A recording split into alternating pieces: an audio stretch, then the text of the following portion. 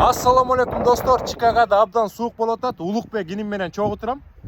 Assalamu alaikumlar. Бардыңыздар Наурыз байрамыңыздар менен. Чикагода жүргөн мекендештерди бардыгына Наурыз байрамы менен куттуктап, денсаулык иштерине ийгилик каалайм. Жакшы. Азыр Чикагода абдан суук болуп атат. Мына Улукбек инимдин машинаңды көрсөтчү деп алып келдик. Мына Улукбек инимдики. Бул деген артта турган Lexus 460 экен. Өзүңүздөр көргөндөй, мына Кыргызстандын желегин желбиретип чаптап койдук. Анан жанында дагы бир биз таанып алган мекендештин Lexus 460 туруптур. Муну бул машинанын аркасына дагы мына Кыргызстан желегин желбиретип чаптап койдук. Эки Lexus 460 турат. Мекендештердин машинасы, бирөөсүн билбейбиз, бирөөсү Улукбек инибиздин машинасы. Ошентип көңүлүбүздү көтөрүп атабыз. Бардыгыңыздарга ийгилик, аманчылык, Нооруз байрамыңыздар кут болсун достор. Дагы бир жолу байрамыңыздар менен.